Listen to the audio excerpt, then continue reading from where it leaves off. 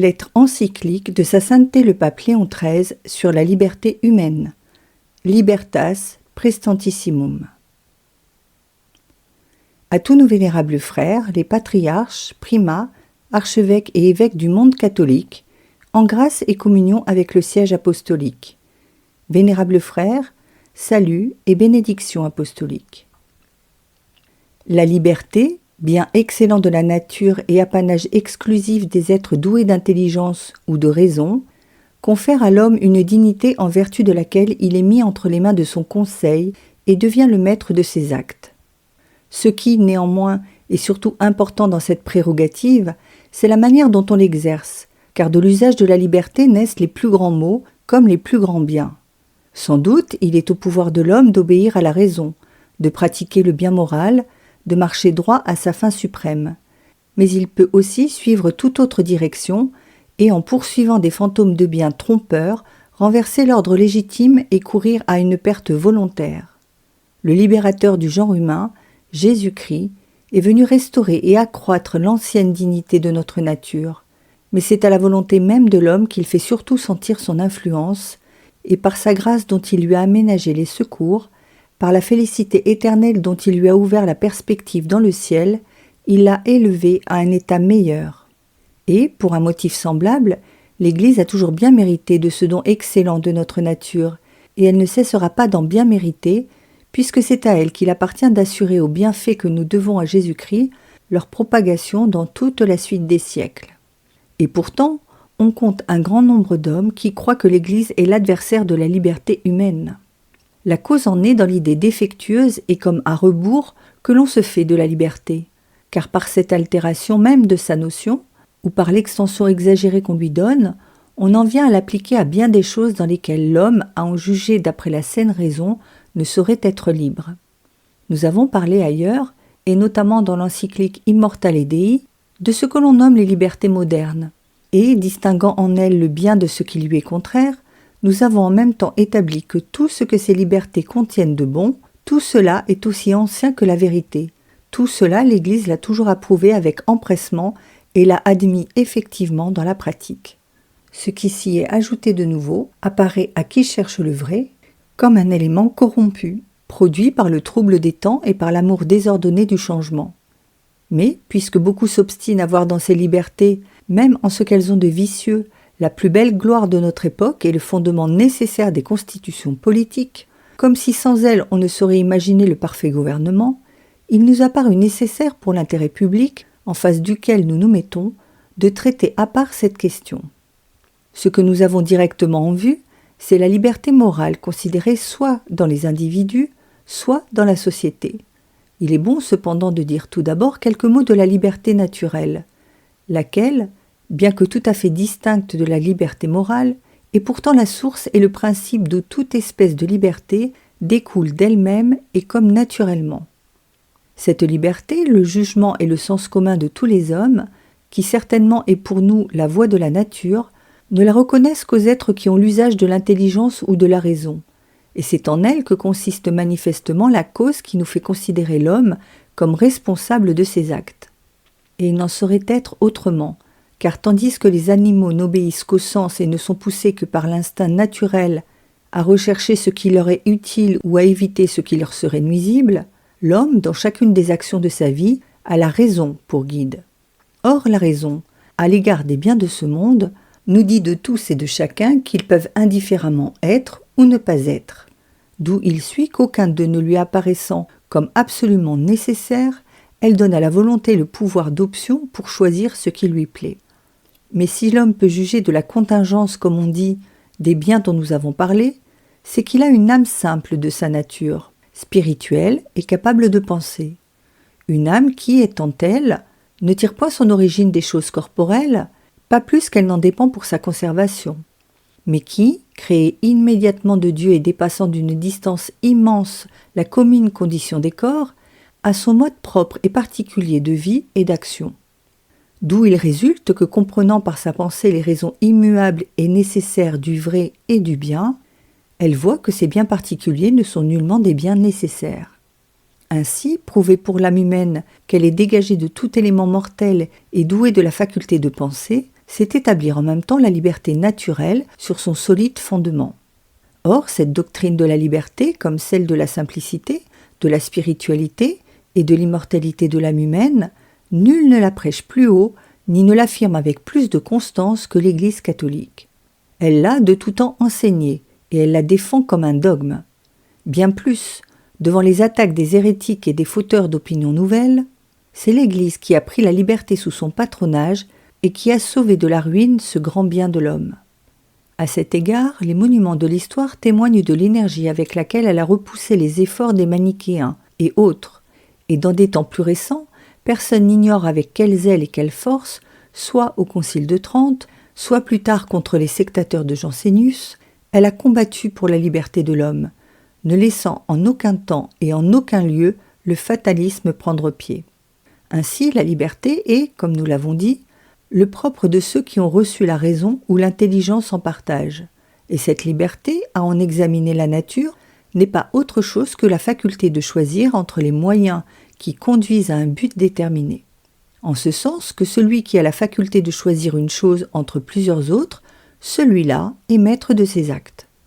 Or, toute chose acceptée en vue d'en obtenir une autre appartient au genre de bien qu'on nomme l'utile. Et le bien ayant pour caractère d'agir proprement sur l'appétit, il faut en conclure que le libre arbitre est le propre de la volonté même, en tant que, dans ses actes, elle a la faculté de choisir. Mais il est impossible à la volonté de se mouvoir, si la connaissance de l'esprit, comme un flambeau, ne l'éclaire d'abord. C'est-à-dire que le bien désiré par la volonté est nécessairement le bien en tant que connu par la raison. Et cela d'autant plus que dans toute volition, le choix est toujours précédé d'un jugement sur la vérité des biens et sur la préférence que nous devons accorder à l'un d'eux sur les autres. Or, juger est de la raison, non de la volonté. On en saurait raisonnablement douter. Étant donc admis que la liberté réside dans la volonté, laquelle est de sa nature un appétit obéissant à la raison, il s'ensuit qu'elle-même, comme la volonté, a pour objet un bien conforme à la raison. Néanmoins, chacune de ces deux facultés ne possédant point la perfection absolue, il peut arriver, et il arrive souvent, que l'intelligence propose à la volonté un objet qui, au lieu d'une bonté réelle, n'en a que l'apparence, une ombre de bien, et que la volonté pourtant s'y applique.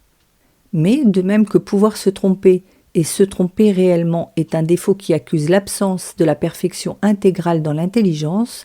ainsi s'attacher à un bien faux et trompeur, tout en étant l'indice du libre arbitre, comme la maladie l'est de la vie, constitue néanmoins un défaut de la liberté. Pareillement, la volonté, par le seul fait qu'elle dépend de la raison, tombe dans un vice radical qui n'est que la corruption et l'abus de la liberté. Voilà pourquoi Dieu, la perfection infinie, qui étant souverainement intelligent et la bonté par essence, et aussi souverainement libre, ne peut pourtant en aucune façon vouloir le mal moral. Et il en est de même pour les bienheureux du ciel, grâce à l'intuition qu'ils ont du souverain bien. C'est la remarque pleine de justesse que saint Augustin et d'autres faisaient contre les pélagiens. Si la possibilité de faillir au bien était de l'essence et de la perfection de la liberté, dès lors Dieu, Jésus-Christ, les anges, les bienheureux, chez qui ce pouvoir n'existe pas, ou ne serait pas libre, ou du moins ne le serait pas aussi parfaitement que l'homme dans son état d'épreuve et d'imperfection. Le docteur Angélique s'est occupé souvent et longuement de cette question, et de sa doctrine il résulte que la faculté de pécher n'est pas une liberté, mais une servitude. Très subtile est son argumentation sur ces mots du Sauveur Jésus. Celui qui commet le péché est l'esclave du péché. Jean, chapitre 8, verset 34. Tout être est ce qui lui convient d'être selon sa nature. Donc, quand il se meut par un agent extérieur, il n'agit point par lui-même, mais par l'impulsion d'autrui, ce qui est d'un esclave. Or, selon sa nature, l'homme est raisonnable. Donc, quand il se meut selon la raison, c'est par un mouvement qui lui est propre qu'il se meut, et il agit par lui-même, ce qui est le fait de la liberté. Mais quand il pêche, il agit contre la raison, et alors c'est comme s'il était mis en mouvement par un autre et qu'il fût retenu sous une domination étrangère. C'est pour cela que celui qui commet le péché est esclave du péché. C'est ce qu'avait vu assez nettement la philosophie antique, celle notamment dont la doctrine était que nul n'est libre que le sage, et qui réservait, comme on sait, le nom de sage à celui qui s'était formé à vivre constamment selon la nature, c'est-à-dire dans l'honnêteté et la vertu.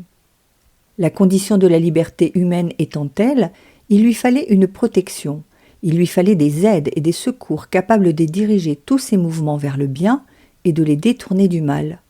Sans cela, la liberté eût été pour l'homme une chose très nuisible. Et d'abord une loi, c'est-à-dire une règle de ce qu'il faut faire ou ne pas faire lui était nécessaire. À proprement parler, il ne peut pas y en avoir chez les animaux qui agissent par nécessité, puisque tous leurs actes, ils les accomplissent sous l'impulsion de la nature et qu'il leur serait impossible d'adopter par eux-mêmes un autre mode d'action. Mais les êtres qui jouissent de la liberté ont par eux-mêmes le pouvoir d'agir de telle façon ou de telle autre, attendu que l'objet de leur volonté, ils ne le choisissent que lorsqu'est intervenu ce jugement de la raison dont nous avons parlé. Ce jugement nous dit non seulement ce qui est bien en soi ou ce qui est mal, mais aussi ce qui est bon et par conséquent à réaliser, ou ce qui est mal et par conséquent à éviter. C'est en effet la raison qui prescrit à la volonté ce qu'elle doit chercher ou ce qu'elle doit fuir, pour que l'homme puisse un jour atteindre cette fin suprême en vue de laquelle il doit accomplir tous ses actes. Or, cette ordination de la raison, voilà ce qu'on appelle la loi. Si donc la loi est nécessaire à l'homme, c'est dans son libre arbitre lui-même, c'est-à-dire dans le besoin qu'il a de ne pas se mettre en désaccord avec la droite raison, qu'il faut en chercher, comme dans sa racine, la cause première. Et rien ne saurait être dit ou imaginé de plus absurde et de plus contraire au bon sens que cette assertion. L'homme, étant libre par nature, doit être exempté de toute loi, car s'il en était ainsi, il s'ensuivrait qu'il est nécessaire pour la liberté de ne pas s'accorder avec la raison, quand c'est tout le contraire qui est vrai, à savoir que l'homme doit être soumis à la loi, précisément parce qu'il est libre par nature. Ainsi donc, c'est la loi qui guide l'homme dans ses actions, et c'est elle aussi qui, par la sanction des récompenses et des peines, l'attire à bien faire et le détourne du péché. Telle est, à la tête de toutes, la loi naturelle qui est écrite et gravée dans le cœur de chaque homme, car elle est la raison même de l'homme, lui ordonnant de bien faire et lui interdisant de pécher. Mais cette prescription de la raison humaine ne saurait avoir force de loi si elle n'était l'organe et l'interprète d'une raison plus haute à laquelle notre esprit et notre liberté doivent obéissance. Le rôle de la loi étant en effet d'imposer des devoirs et d'attribuer des droits, elle repose tout entière sur l'autorité, c'est-à-dire sur un pouvoir véritablement capable d'établir ses devoirs et de définir ses droits, capable aussi de sanctionner ses ordres par des peines et des récompenses, toute chose qui ne pourrait évidemment exister dans l'homme s'il se donnait à lui-même en législateur suprême la règle de ses propres actes. Il suit donc de là que la loi naturelle n'est autre chose que la loi éternelle, gravée chez les êtres doués de raison et les inclinant vers l'acte et la fin qui leur conviennent, et celle-ci n'est elle-même que la raison éternelle du Dieu créateur et modérateur du monde. À cette règle de nos actes, à ces freins du péché, la bonté de Dieu a voulu joindre certains secours singulièrement propres à affermir, à guider la volonté de l'homme. Au premier rang de ces secours excelle la puissance de la grâce divine, laquelle, en éclairant l'intelligence et en inclinant sans cesse vers le bien moral la volonté salutairement raffermie et fortifiée, rend plus facile à la fois et plus sûr l'exercice de notre liberté naturelle. Et ce serait s'écarter tout à fait de la vérité que de s'imaginer que, par cette intervention de Dieu, les mouvements de la volonté perdent de leur liberté, car l'influence de la grâce divine atteint l'intime de l'homme et s'harmonise avec sa propension naturelle, puisqu'elle a sa source en celui qui est l'auteur et de notre âme et de notre volonté, et qui meut tous les êtres d'une manière conforme à leur nature. On peut même dire que la grâce divine, comme le remarque le docteur Angélique, par là même qu'elle émane de l'auteur de la nature, est merveilleusement et naturellement apte à conserver toutes les natures individuelles et à garder à chacune son caractère, son action et son énergie. Ce qui vient d'être dit de la liberté des individus, il est facile de l'appliquer aux hommes qu'unit entre eux la société civile. Car ce que la raison et la loi naturelle font pour les individus, la loi humaine promulguée pour le bien commun des citoyens, l'accomplit pour les hommes vivant en société. Mais parmi les lois humaines, il en est qui ont pour objet ce qui est bon ou mauvais naturellement, ajoutant à la prescription de pratiquer l'un et d'éviter l'autre une sanction convenable. De tels commandements ne tirent aucunement leur origine de la société des hommes, car de même que ce n'est pas la société qui a créé la nature humaine, ce n'est pas elle qui fait que le bien soit en harmonie et le mal en désaccord avec cette nature. Mais tout cela est antérieur à la société humaine elle-même et doit absolument être rattaché à la loi naturelle et partant à la loi éternelle. Comme on le voit, les préceptes de droit naturel compris dans les lois des hommes n'ont pas seulement la valeur de loi humaine, mais ils supposent avant tout cette autorité bien plus élevée et bien plus auguste qui découle de la loi naturelle elle-même et de la loi éternelle. Dans ce genre de loi, l'office du législateur civil se borne à obtenir au moyen d'une discipline commune l'obéissance des citoyens, en punissant les méchants et les vicieux, dans le but de les détourner du mal et de les ramener au bien, ou du moins de les empêcher de blesser la société et de lui être nuisibles. Quant aux autres prescriptions de la puissance civile, elles ne procèdent pas immédiatement et de plein pied du droit naturel. Elles en sont des conséquences plus éloignées et indirectes et ont pour but de préciser les points divers sur lesquels la nature ne s'était prononcée que d'une manière vague et générale.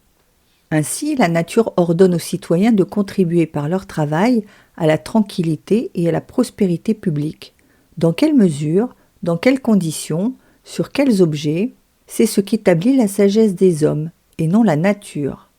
Or, ces règles particulières de conduite, créées par une raison prudente et intimées par un pouvoir légitime, constituent ce que l'on appelle proprement une loi humaine. Visant la fin propre de la communauté, cette loi ordonne à tous les citoyens d'y concourir, leur interdit de s'en écarter, et, en tant qu'elle suit la nature et s'accorde avec ses prescriptions, elle nous conduit à ce qui est bien et nous détourne du contraire. Par où l'on voit que c'est absolument dans la loi éternelle de Dieu qu'il faut chercher la règle et la loi de la liberté, non seulement pour les individus, mais aussi pour les sociétés humaines.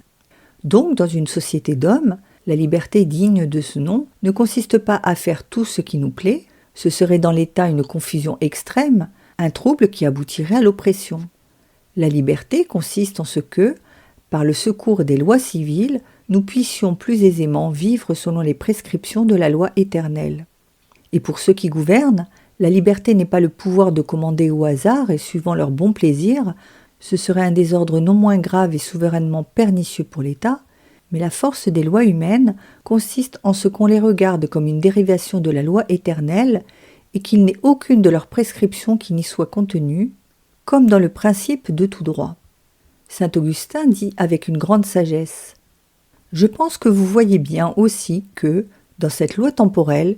il n'y a rien de juste et de légitime que les hommes ne soient allés puiser dans la loi éternelle. »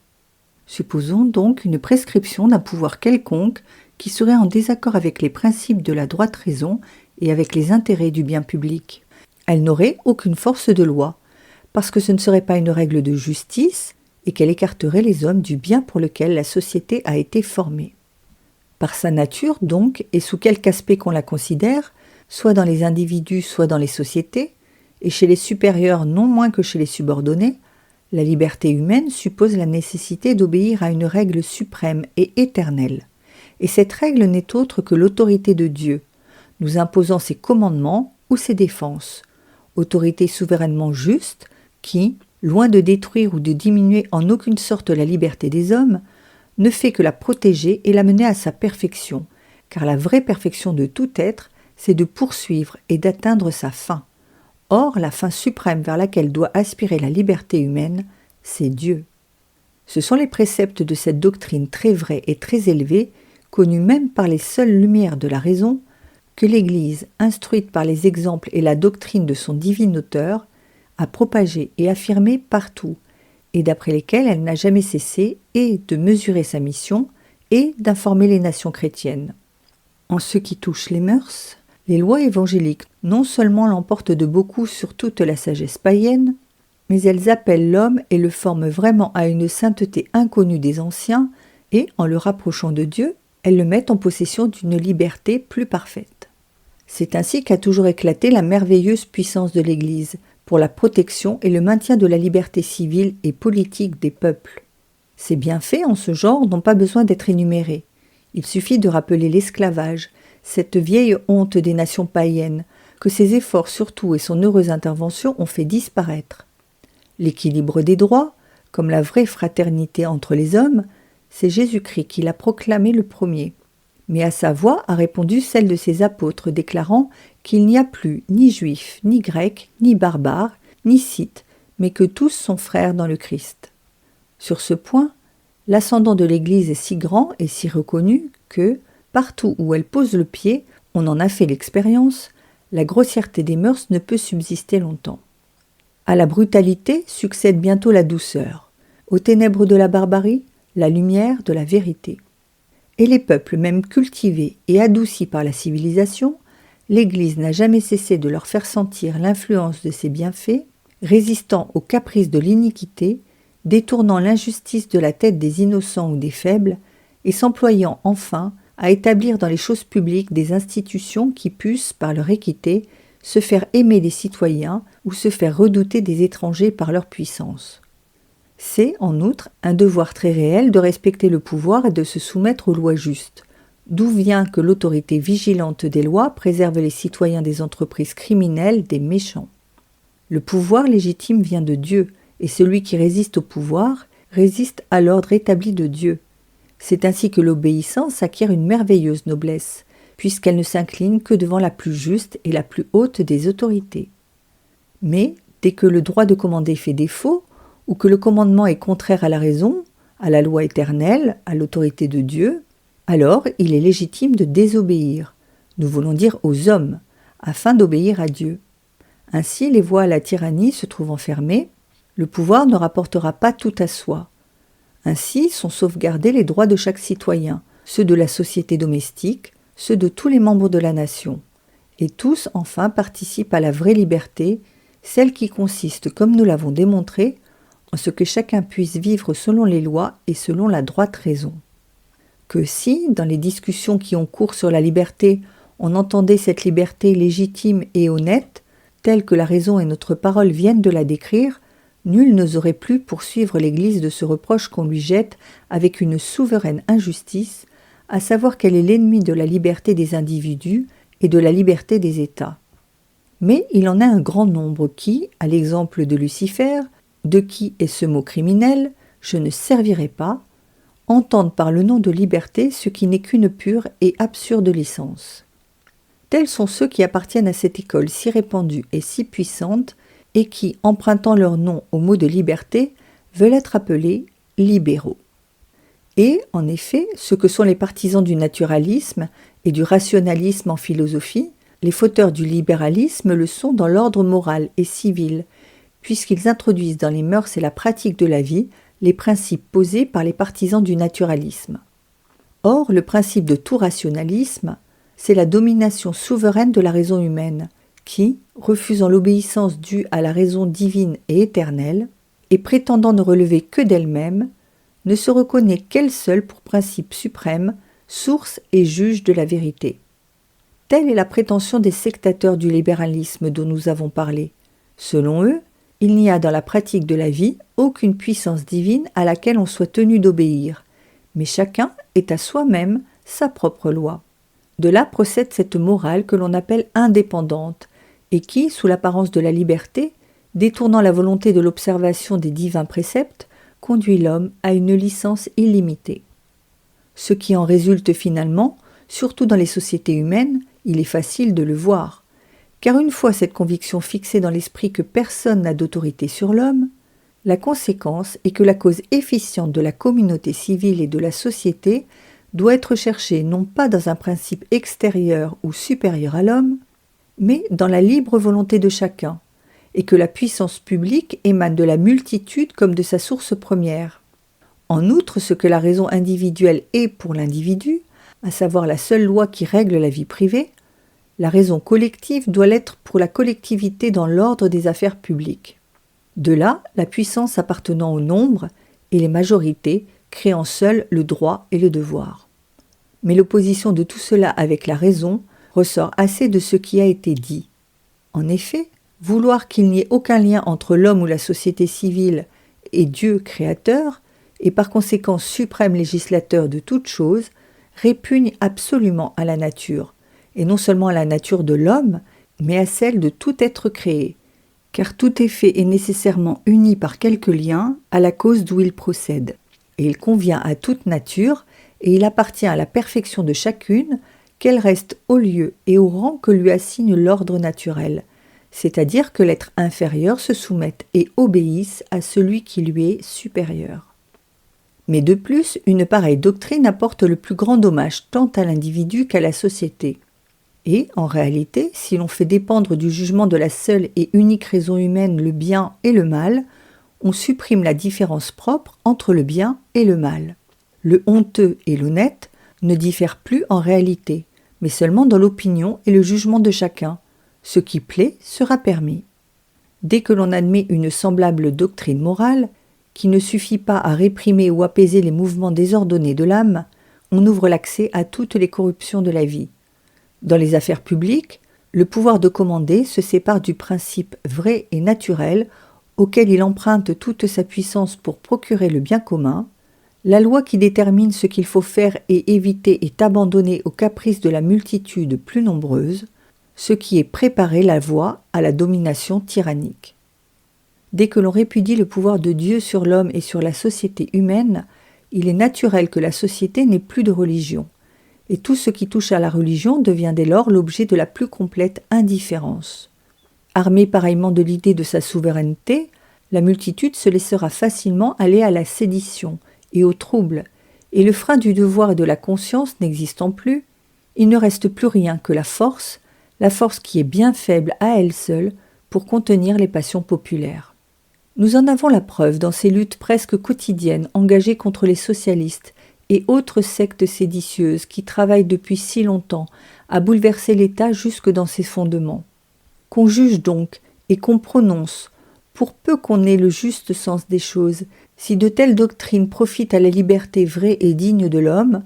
ou si elles n'en sont pas plutôt le renversement et la destruction complète.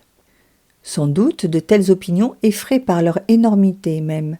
et leur opposition manifeste avec la vérité, comme aussi l'immensité des maux, dont nous avons vu quelles sont la cause, empêche les partisans du libéralisme d'y donner tous leur adhésion.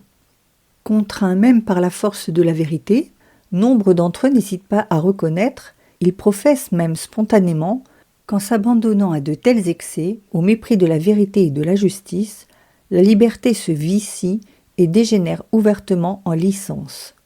Il faut donc qu'elle soit dirigée, gouvernée par la droite raison, et, ce qui est la conséquence, qu'elle soit soumise au droit naturel et à la loi divine et éternelle. Mais là, ils croient devoir s'arrêter, et ils n'admettent pas que l'homme libre doive se soumettre aux lois qu'il plairait à Dieu de nous inspirer par une autre voie que la raison naturelle. Mais en cela, ils sont absolument en désaccord avec eux-mêmes, car s'il faut, comme ils en conviennent eux-mêmes, et qui pourrait raisonnablement n'en pas convenir, s'il faut obéir à la volonté de Dieu législateur, puisque l'homme tout entier dépend de Dieu et doit tendre vers Dieu, il en résulte que nul ne peut mettre des bornes ou des conditions à son autorité législative, sans se mettre en opposition avec l'obéissance due à Dieu. Bien plus, si la raison humaine s'arroge assez de prétentions pour vouloir déterminer quels sont les droits de Dieu et ses devoirs à elle, le respect des lois divines aura chez elle plus d'apparence que de réalité, et son jugement vaudra plus que l'autorité et la providence divine. Il est donc nécessaire que la règle de notre vie soit par nous constamment et religieusement empruntée, non seulement à la loi éternelle, mais à l'ensemble et au détail de toutes les lois que Dieu, dans son infinie sagesse, dans son infinie puissance, et par les moyens qui lui ont plu, a voulu nous transmettre, et que nous pouvons connaître avec assurance par des marques évidentes et qui ne laissent aucune place au doute. Et cela d'autant mieux que ces sortes de lois, ayant le même principe, le même auteur que la loi éternelle, ne peuvent nécessairement que s'harmoniser avec la raison et perfectionner le droit naturel. D'ailleurs, nous y trouvons renfermé le magistère de Dieu lui-même, qui, pour empêcher notre intelligence et notre volonté de tomber dans l'erreur, les conduit l'une et l'autre et les guide par la plus bienveillante des directions. Laissons donc saintement et inviolablement réunis ce qui ne peut, ne doit être séparé, et qu'en toute chose, selon que l'ordonne la raison naturelle elle-même, Dieu nous trouve soumis et obéissants à ses lois. D'autres vont un peu moins loin. mais sans être plus conséquents avec eux-mêmes. Selon eux, les lois divines doivent régler la vie et la conduite des particuliers, mais non celle des États. Il est permis dans les choses publiques de s'écarter des ordres de Dieu et de légiférer sans en tenir aucun compte. D'où naît cette conséquence pernicieuse de la séparation de l'Église et de l'État. Mais l'absurdité de ces opinions se comprend sans peine. Il faut, la nature même le crie, il faut que la société donne aux citoyens les moyens et les facilités de passer leur vie selon l'honnêteté, c'est-à-dire selon les lois de Dieu,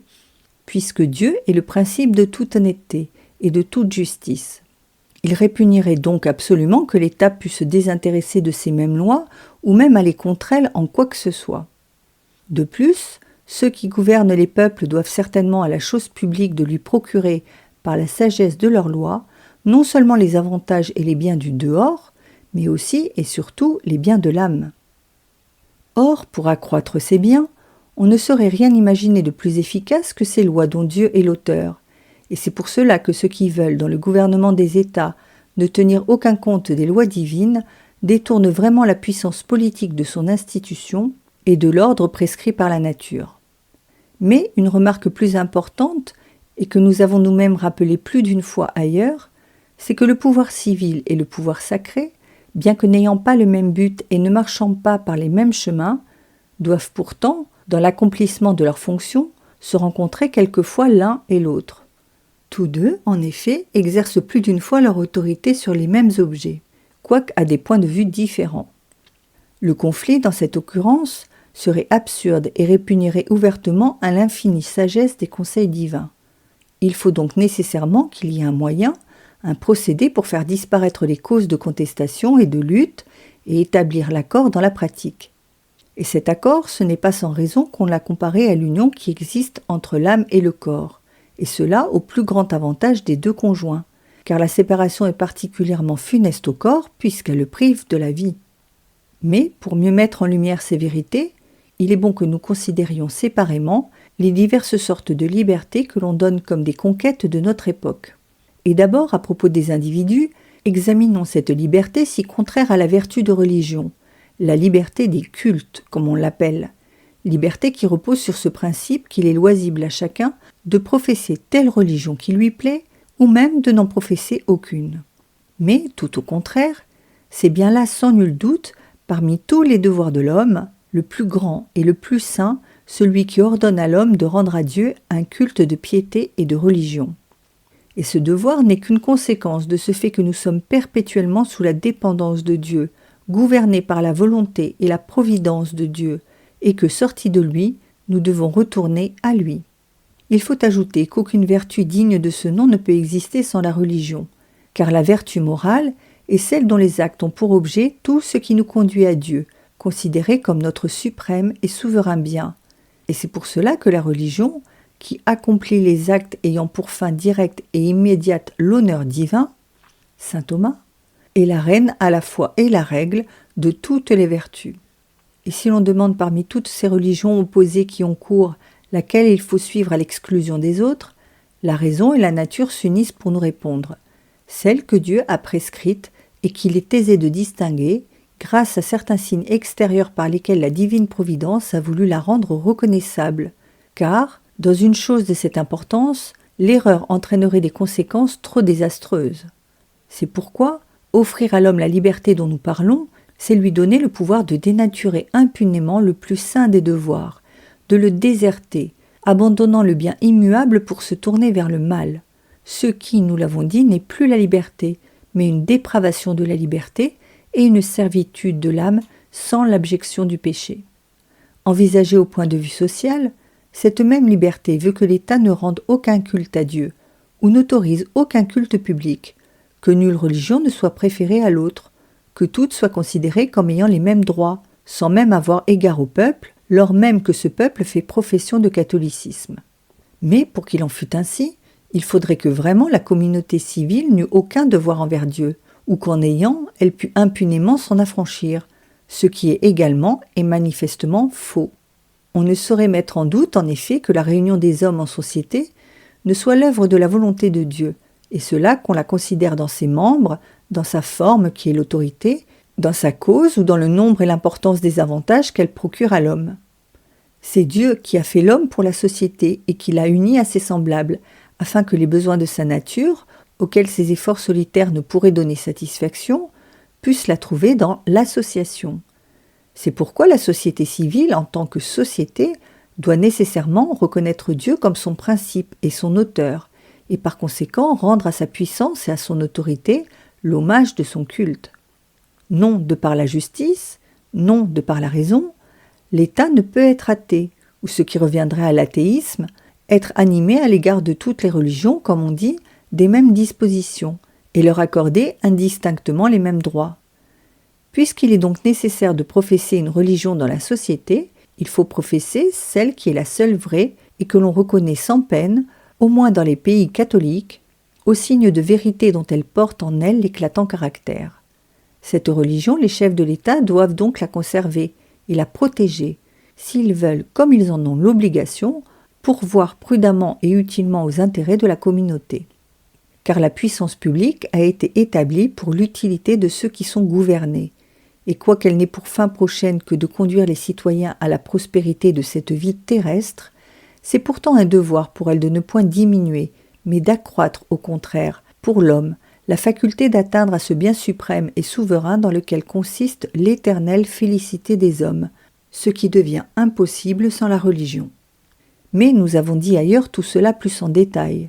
La seule remarque que nous voulons faire pour le moment, c'est qu'une liberté de ce genre est ce qui porte le plus de préjudice à la liberté véritable, soit des gouvernants, soit des gouvernés. La religion, au contraire, lui est merveilleusement utile, parce qu'elle fait remonter jusqu'à Dieu même l'origine première du pouvoir, qu'elle impose avec une très grave autorité aux princes l'obligation de ne point oublier leurs devoirs, de ne point commander avec injustice ou dureté, et de conduire les peuples avec bonté et presque avec un amour paternel. D'autre part, elle recommande aux citoyens, à l'égard de la puissance légitime, la soumission, comme aux représentants de Dieu.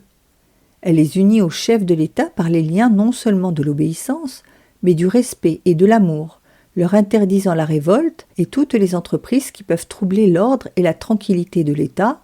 et qui, en résumé, donnent occasion de comprimer, par des restrictions plus fortes, la liberté des citoyens. Nous ne disons rien des services rendus par la religion aux bonnes mœurs, et par les bonnes mœurs à la liberté même. Un fait prouvé par la raison et que l'histoire confirme, c'est que la liberté, la prospérité et la puissance d'une nation grandissent en proportion de sa moralité. Et maintenant, poursuivons ces considérations au sujet de la liberté d'exprimer par la parole ou par la presse tout ce que l'on veut. Assurément, si cette liberté n'est pas justement tempérée, si elle dépasse le terme et la mesure, une telle liberté, il est à peine besoin de le dire, n'est pas un droit, car le droit est une faculté morale, et comme nous l'avons dit et comme on ne peut trop le redire, il serait absurde de croire qu'elle appartient naturellement et sans distinction ni discernement à la vérité et au mensonge, au bien et au mal. Le vrai, le bien, on a le droit de les propager dans l'État avec une liberté prudente, afin qu'un plus grand nombre en profite. Mais les doctrines mensongères, peste la plus fatale de toutes pour l'esprit, mais les vices qui corrompent le cœur et les mœurs, il est juste que l'autorité publique s'emploie à les réprimer avec sollicitude, afin d'empêcher le mal de s'étendre pour la ruine de la société. Les écarts d'un esprit licencieux, qui pour la multitude ignorante deviennent facilement une véritable oppression, doivent justement être punis par l'autorité des lois, non moins que les attentats de la violence commis contre les faibles. Et cette répression est d'autant plus nécessaire que contre ces artifices de style et ces subtilités de dialectique, surtout quand tout cela flatte les passions, la partie sans contredit la plus nombreuse de la population ne peut en aucune façon, ou ne peut qu'avec une très grande difficulté, se tenir en garde. Accorder à chacun la liberté illimitée de parler et d'écrire, rien ne demeure sacré et inviolable, rien ne sera épargné, pas même ces vérités premières, ces grands principes naturels que l'on doit considérer comme un noble patrimoine commun à toute l'humanité. Ainsi, la vérité est peu à peu envahie par les ténèbres, et l'on voit ce qui arrive souvent, s'établir avec facilité la domination des erreurs les plus pernicieuses et les plus diverses. Tout ce que la licence y gagne, la liberté le perd, car on verra toujours la liberté grandir et se raffermir à mesure que la licence sentira davantage le frein. Mais s'agit-il de matière libre que Dieu a laissée aux disputes des hommes? À chacun il est permis de se former une opinion et de l'exprimer librement. La nature n'y met point d'obstacle, car une telle liberté n'a jamais conduit les hommes à opprimer la vérité, mais elle leur donne souvent une occasion de la rechercher et de la faire connaître. Quant à ce qu'on appelle liberté d'enseignement, il n'en faut pas juger d'une façon différente. Il n'y a que la vérité, on n'en saurait douter, qui doit entrer dans les âmes, puisque c'est en elles que les natures intelligentes trouvent leur bien, leur fin, leur perfection. C'est pourquoi l'enseignement ne doit avoir pour objet que des choses vraies, et cela qu'il s'adresse aux ignorants ou aux savants, afin qu'il apporte aux uns la connaissance du vrai, que dans les autres il l'affermisse. C'est pour ce motif que le devoir de quiconque se livre à l'enseignement est, sans contredit, d'extirper l'erreur des esprits et d'exposer des protections sûres à l'envahissement des fausses opinions. Il est donc évident que la liberté dont nous traitons, en s'arrogeant le droit de tout enseigner à sa guise, est en contradiction flagrante avec la raison, et qu'elle est née pour produire un renversement complet dans les esprits. Le pouvoir public ne peut accorder une pareille licence dans la société qu'au mépris de son devoir. Cela est d'autant plus vrai que l'on sait de quel poids est pour les auditeurs l'autorité du professeur, et combien il est rare qu'un disciple puisse juger par lui-même de la vérité de l'enseignement du maître. C'est pourquoi cette liberté aussi, pour demeurer honnête, a besoin d'être restreinte dans des limites déterminées. Il ne faut pas que l'art de l'enseignement puisse impunément devenir un instrument de corruption. Or la vérité, qui doit être l'unique objet de l'enseignement, est de deux sortes. Il y a la vérité naturelle et la vérité surnaturelle. Les vérités naturelles, auxquelles appartiennent les principes de la nature et les conclusions prochaines que la raison en déduit, constituent comme le commun patrimoine du genre humain. Elles sont comme le solide fondement sur lequel reposent les mœurs, la justice, la religion, l'existence même de la société humaine. Et ce serait dès lors la plus grande des impiétés, la plus inhumaine des folies, que de les laisser impunément violer et détruire. Mais il ne faut pas mettre moins de scrupules à conserver le grand et sacré trésor des vérités que Dieu lui-même nous a fait connaître. Par un grand nombre d'arguments lumineux, souvent répétés par les apologistes, certains points principaux de doctrine ont été établis. Par exemple, il y a une révélation divine. Le Fils unique de Dieu s'est fait chair pour rendre témoignage à la vérité. Par lui, une société parfaite a été fondée, à savoir l'Église, dont il est lui-même le chef et avec laquelle il a promis de demeurer jusqu'à la consommation des siècles. À cette société, il a voulu confier toutes les vérités qu'il avait enseignées, avec mission de les garder, de les défendre, de les développer avec une autorité légitime. Et en même temps, il a ordonné à toutes les nations d'obéir aux enseignements de son Église comme à lui-même, avec menace de la perte éternelle pour ceux qui y contreviendraient. D'où il ressort clairement que le maître le meilleur et le plus sûr à l'homme, c'est Dieu, source et principe de toute vérité. C'est le Fils unique qui est dans le sein du Père, voix, vérité, vie, lumière véritable qui éclaire tout homme et dont l'enseignement doit avoir tous les hommes pour disciples. Et ils seront tous enseignés de Dieu. Jean, chapitre 6, verset 45. Mais, pour la foi et la règle des mœurs, Dieu a fait participer l'Église à son divin magistère et lui a accordé le divin privilège de ne point connaître l'erreur. C'est pourquoi elle est grande, la sûre maîtresse des hommes, et porte en elle un inviolable droit à la liberté d'enseigner. Et de fait, l'Église, qui dans ses enseignements reçus du ciel trouve son propre soutien, n'a eu rien plus à cœur que de remplir religieusement la mission que Dieu lui a confiée,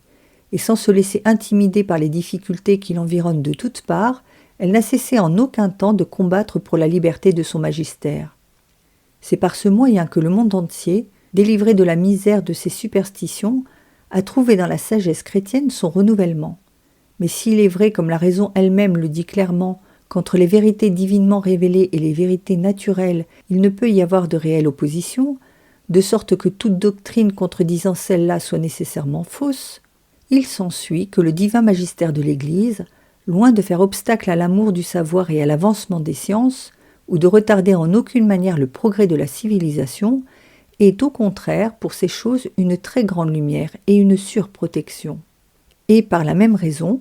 Le perfectionnement même de la liberté humaine ne profite pas peu de son influence, selon la maxime qui est du Sauveur Jésus-Christ,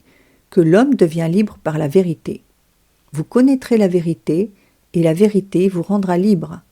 Jean, chapitre 8, verset 32. Il n'y a donc pas de motif pour que la vraie science, digne de ce nom, s'irrite contre des lois justes et nécessaires qui doivent régler les enseignements humains, ainsi que le réclament ensemble l'Église et la raison. Il y a plus, et comme bien des faits l'attestent, l'Église, tout en dirigeant principalement et spécialement son activité vers la défense de la foi chrétienne, s'applique aussi à favoriser l'amour et le progrès des sciences humaines. Car c'est quelque chose de bon en soi, de louable, de désirable que les bonnes études. Et de plus, toute science qui est le fruit d'une raison saine et qui répond à la réalité des choses n'est pas d'une médiocre utilité pour éclairer même les vérités révélées. Et, de fait, quels immenses services l'Église n'a-t-elle pas rendus par l'admirable soin avec lequel elle a conservé les monuments de la sagesse antique, par les asiles qu'elle a, de toutes parts, ouverts aux sciences, par les encouragements qu'elle a toujours donnés à tous les progrès, favorisant d'une manière particulière les arts mêmes qui font la gloire de la civilisation de notre époque. Enfin, il ne faut pas oublier qu'un champ immense reste ouvert, où l'activité humaine peut se donner carrière et le génie s'exercer librement. Nous voulons parler des matières qui n'ont pas une connexion nécessaire avec la doctrine de la foi et des mœurs chrétiennes, ou sur lesquelles l'Église, n'usant pas de son autorité, laisse aux savants toute la liberté de leur jugement. De ces considérations, il ressort comment les partisans du libéralisme entendent sur ce point et représentent cette liberté qu'ils réclament et proclament avec une égale ardeur. D'une part, ils s'arrogent à eux-mêmes ainsi qu'à l'État une licence telle qu'il n'y a point d'opinion si perverse à laquelle ils n'ouvrent la porte et ne livrent passage.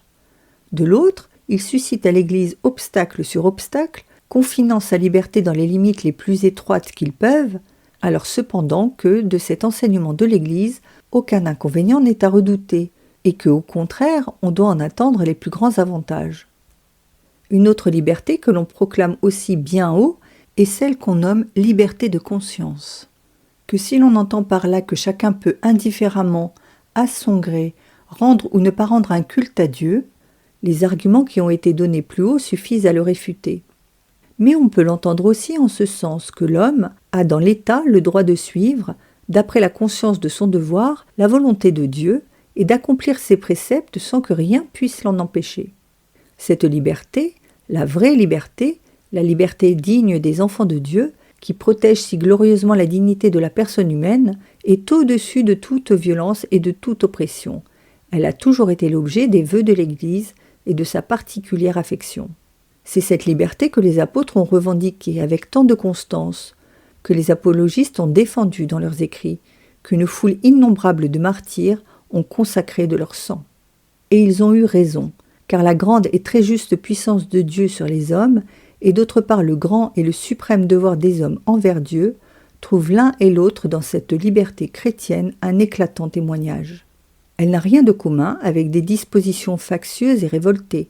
et, d'aucune façon, il ne faudrait se la figurer comme réfractaire à l'obéissance due à la puissance publique, car ordonner et exiger l'obéissance au commandement n'est un droit de la puissance humaine qu'autant qu'elle n'est pas en désaccord avec la puissance divine et qu'elle se renferme dans les limites que Dieu lui a marquées. Or, quand elle donne un ordre qui est ouvertement en désaccord avec la volonté divine, elle s'écarte alors loin de ses limites et se met du même coup en conflit avec l'autorité divine. Il est donc juste alors de ne pas obéir. Mais les partisans du libéralisme, qui en même temps qu'ils attribuent à l'État un pouvoir despotique et sans limite, proclament qu'il n'y a aucun compte à tenir de Dieu dans la conduite de la vie, ne reconnaissent pas du tout cette liberté dont nous parlons, et qui est unie intimement à l'honnêteté et à la liberté. Et ce qu'on fait pour la conserver, ils l'estiment fait à tort et contre l'État. S'ils disent vrai, il n'y aurait pas de domination si tyrannique qu'on eût dû accepter et subir. Le plus vif désir de l'Église serait sans doute de voir pénétrer dans tous les ordres de l'État et y recevoir à leur application ces principes chrétiens que nous venons d'exposer sommairement, car ils possèdent une merveilleuse efficacité pour guérir les maux du temps présent, ces maux dont on ne peut se dissimuler ni le nombre ni la gravité, et qui sont nés en grande partie de ces libertés tant vantées et où l'on avait cru voir renfermés des germes de salut et de gloire. Cette espérance a été déçue par les faits, Au lieu de fruits doux et salutaires, sont venus des fruits amers et empoisonnés. Si l'on cherche le remède, qu'on le cherche dans le rappel des saines doctrines, desquelles seules on peut attendre avec confiance la conservation de l'ordre, et par là même la garantie de la vraie liberté. Néanmoins, dans son appréciation maternelle, l'Église tient compte du poids accablant de l'infirmité humaine, et elle n'ignore pas le mouvement qui entraîne à notre époque les esprits et les choses. Pour ces motifs, tout en accordant de droit qu'à ce qui est vrai et honnête, elle ne s'oppose pas cependant à la tolérance dont la puissance publique croit pouvoir user à l'égard de certaines choses contraires à la vérité et à la justice, en vue d'un mal plus grand à éviter ou d'un bien plus grand à obtenir ou à conserver. Dieu lui-même, dans sa providence, quoique infiniment bon et tout-puissant, permet néanmoins l'existence de certains maux dans le monde, tantôt pour ne point empêcher des biens plus grands, tantôt pour empêcher de plus grands maux. Il convient dans le gouvernement des États d'imiter celui qui gouverne le monde. Bien plus, se trouvant impuissante à empêcher tous les maux particuliers, l'autorité des hommes doit permettre et laisser impunies bien des choses qu'atteint pourtant et à juste titre la vindicte de la providence divine. Saint Augustin. Néanmoins, dans ces conjectures, si, en vue du bien commun et pour ce seul motif, la loi des hommes peut et même doit tolérer le mal, jamais pourtant elle ne peut ni ne doit l'approuver, ni le vouloir en lui-même, car, étant de soi la privation du bien, le mal est opposé au bien commun que le législateur doit vouloir et doit défendre du mieux qu'il peut. Et en cela aussi la loi humaine doit se proposer d'imiter Dieu, qui, en laissant le mal exister dans le monde, ne veut ni que le mal arrive, ni que le mal n'arrive pas, mais veut permettre que le mal arrive, et cela est bon. Cette sentence du docteur Angélique contient en une brève formule toute la doctrine sur la tolérance du mal. Mais il faut reconnaître, pour que notre jugement reste dans la vérité, que plus il est nécessaire de tolérer le mal dans un état, plus les conditions de cet état s'écartent de la perfection, et de plus, que la tolérance du mal appartenant au principe de la prudence politique doit être rigoureusement circonscrite dans les limites exigées par sa raison d'être, c'est-à-dire par le salut public. C'est pourquoi, si elle est nuisible au salut public, ou qu'elle soit pour l'État la cause d'un plus grand mal, la conséquence est qu'il n'est pas permis d'en user, car dans ces conditions, la raison du bien fait défaut. Mais si, en vue d'une condition particulière de l'État, l'Église acquiesce à certaines libertés modernes, non qu'elle les préfère en elle-même, mais parce qu'elle juge expédient de les permettre, et que la situation vienne ensuite à s'améliorer, elle usera évidemment de sa liberté en employant tous les moyens, persuasion, exhortation, prière, pour remplir comme c'est son devoir la mission qu'elle a reçue de Dieu, à savoir de procurer aux hommes le salut éternel. Mais une chose demeure toujours vraie, c'est que cette liberté, accordée indifféremment à tous et pour tous, n'est pas, comme nous l'avons souvent répété, désirable par elle-même, puisqu'il répugne à la raison que le faux et le vrai aient les mêmes droits, et en ce qui touche la tolérance, il est étrange de voir à quel point s'éloignent de l'équité et de la prudence de l'Église ceux qui professent le libéralisme. En effet, en accordant aux citoyens sur tous les points dont nous avons parlé une liberté sans bornes, ils dépassent tout à fait la mesure et en viennent au point de ne pas paraître avoir plus d'égard pour la vertu et la vérité que pour l'erreur et le vice. Et quand l'Église, colonne et soutien de la vérité, maîtresse incorruptible des mœurs, croit de son devoir de protester sans relâche contre une tolérance si pleine de désordre et d'excès, et d'en écarter l'usage criminel, il l'accuse de manquer à la patience et à la douceur. En agissant ainsi, il ne soupçonne même pas qu'ils lui font un crime de ce qui est précisément son mérite. D'ailleurs, il arrive bien souvent à ces grands prôneurs de tolérance d'être dans la pratique durs et serrés quand il s'agit du catholicisme. Prodigue de liberté pour tous, il refuse souvent de laisser à l'Église sa liberté. Mais, afin de récapituler brièvement et pour plus de clarté tout ce discours avec ses conséquences, nous disons en résumé que l'homme doit nécessairement rester tout entier dans une dépendance réelle et incessante à l'égard de Dieu, et que par conséquent, il est absolument impossible de comprendre la liberté de l'homme sans la soumission à Dieu et l'assujettissement à sa volonté. Nier cette souveraineté de Dieu et refuser de s'y soumettre, ce n'est pas la liberté, c'est abus de la liberté et révolte. Et c'est précisément d'une telle disposition d'âme que se constitue et connaît le vice capital du libéralisme. On peut du reste en distinguer plusieurs espèces, car il y a pour la volonté plus d'une forme et plus d'un degré dans le refus de l'obéissance due à Dieu ou à ceux qui participent à son autorité divine. S'insurger complètement contre l'empire suprême de Dieu et lui refuser absolument toute obéissance, soit dans la vie publique, soit dans la vie privée et domestique, c'est à la fois sans nul doute la plus grande dépravation de la liberté et la pire espèce de libéralisme. C'est sur elle que doivent tomber sans restriction tous les blâmes que nous avons jusqu'ici formulés. Immédiatement après vient le système de ceux qui, tout en concédant qu'on doit dépendre de Dieu, auteur et maître de l'univers puisque toute la nature est régie par sa providence, osent répudier les règles de foi et de morale qui, dépassant l'ordre de la nature, nous viennent de l'autorité même de Dieu, ou prétendent, du moins, qu'il n'y a pas à en tenir compte, surtout dans les affaires publiques de l'État. Quelle est la gravité de leur erreur et combien peu ils sont d'accord avec eux-mêmes, nous l'avons pareillement vu plus haut. C'est de cette doctrine que découle, comme de sa source et de son principe, cette pernicieuse erreur de la séparation de l'Église et de l'État. Quand, au contraire, il est manifeste que ces deux pouvoirs, quoique différents dans leur mission et leur dignité, doivent néanmoins s'entendre dans la concorde de leur action et l'échange de leurs bons offices. À cette erreur, comme à un genre, se rattache une double opinion. Plusieurs, en effet, veulent entre l'Église et l'État une séparation radicale et totale. Ils estiment que, dans tout ce qui concerne le gouvernement de la société humaine, dans les institutions, les mœurs, les lois, les fonctions publiques, l'instruction de la jeunesse, on ne doit pas faire plus attention à l'Église que si elle n'existait pas. Tout au plus laissent-ils aux membres individuels de la société la faculté de vaquer en particulier, si cela leur plaît, aux devoirs de la religion. Contre eux gardent toute leur force les arguments par lesquels nous avons réfuté l'opinion de la séparation de l'Église et de l'État, avec cette aggravation qu'il est complètement absurde que l'Église soit en même temps respectée du citoyen et méprisée par l'État. Les autres ne mettent pas en doute l'existence de l'Église, ce qui leur serait d'ailleurs impossible, mais ils lui enlèvent le caractère et les droits propres d'une société parfaite, et veulent que son pouvoir, privé de toute autorité législative, judiciaire, coercitive, se borne à diriger par l'exhortation, la persuasion, ceux qui se soumettent à elle de leur plein gré et de leur propre vouloir. C'est ainsi que le caractère de cette divine société est, dans cette théorie, complètement dénaturé, que son autorité, son magistère, en un mot toute son action se trouve diminuée et restreinte, tandis que l'action et l'autorité du pouvoir civil est par eux exagérée jusqu'à vouloir que l'Église de Dieu, comme toute autre association libre, soit mise sous la dépendance et la domination de l'État.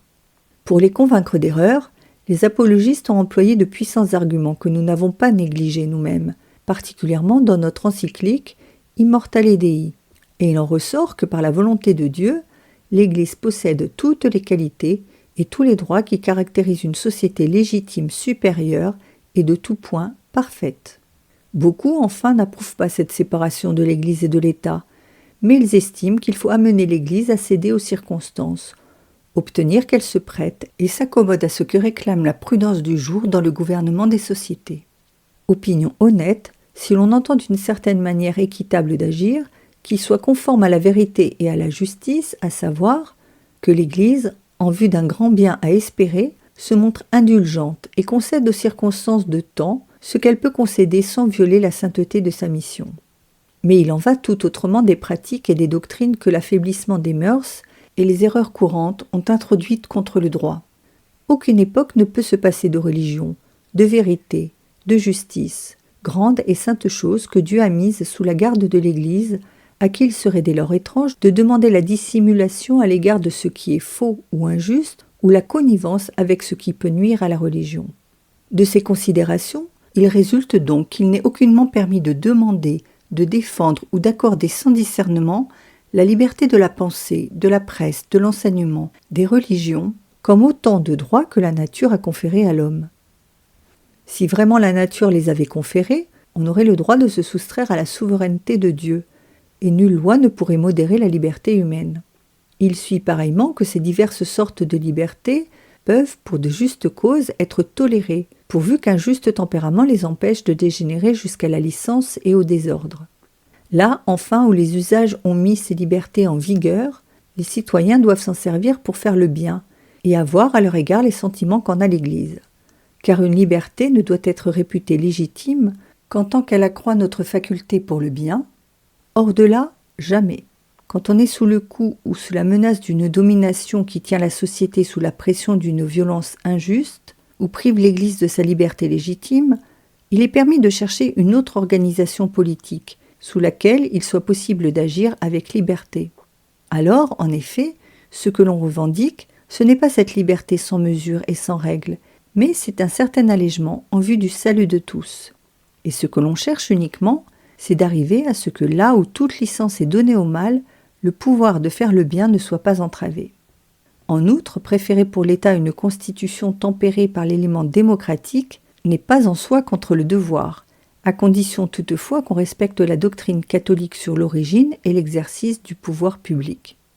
Des diverses formes du gouvernement, pourvu qu'elles soient en elles-mêmes aptes à procurer le bien des citoyens, l'Église n'en rejette aucune, mais elle veut, et la nature s'accorde avec elle pour l'exiger, que leur institution ne viole le droit de personne et respecte particulièrement les droits de l'Église. C'est louable de prendre part à la gestion des affaires publiques, à moins qu'en certains lieux, pour des circonstances particulières de choses et de temps, ne soit imposée une conduite différente. L'Église même approuve que tous unissent leurs efforts pour le bien commun, et que chacun, selon son pouvoir, travaille à la défense, à la conservation et à l'accroissement de la chose publique. L'Église ne condamne pas non plus que l'on veuille affranchir son pays, ou de l'étranger, ou d'un despote, pourvu que cela puisse se faire sans violer la justice. Enfin, elle ne reprend pas davantage ceux qui travaillent à donner aux communes l'avantage de vivre selon leurs propres lois, et aux citoyens toutes les facilités pour l'accroissement de leur bien-être. Pour toutes les libertés civiles, exemptes d'excès, l'Église eut toujours la coutume d'être une très fidèle protectrice, ce qu'attestent particulièrement les cités italiennes, qui trouvèrent sous le régime municipal la prospérité, la puissance et la gloire, alors que l'influence salutaire de l'Église, sans rencontrer aucune opposition, pénétrait toutes les parties du corps social. Ces enseignements, inspirés par la foi et la raison tout ensemble, et que le devoir de notre charge apostolique nous a porté, vénérables frères, à vous transmettre, seront, grâce surtout à l'union de vos efforts avec les nôtres, utiles à un grand nombre, nous en avons la confiance. Pour nous, dans l'humilité de notre cœur, nous élevons vers Dieu nos regards suppliants, et nous le conjurons instamment de vouloir bien répandre sur les hommes la lumière de sa sagesse et de son conseil, afin que, par la vertu de ses dons, ils puissent, sur des points d'une telle importance, voir la vérité, et que, comme il est raisonnable, en toute conjoncture et avec une inébranlable constance, ils sachent conformer leur vie, soit privée, soit publique, à cette vérité. Comme gage de ces faveurs célestes et en témoignage de notre bienveillance, nous vous accordons avec une tendre affection à vous, vénérables frères, ainsi qu'au clergé et au peuple dont chacun de vous a la direction, la bénédiction apostolique dans le Seigneur. Donné à Rome, près Saint-Pierre, le 20 juin de l'année 1888, de notre pontificat la 11e. Léon XIII,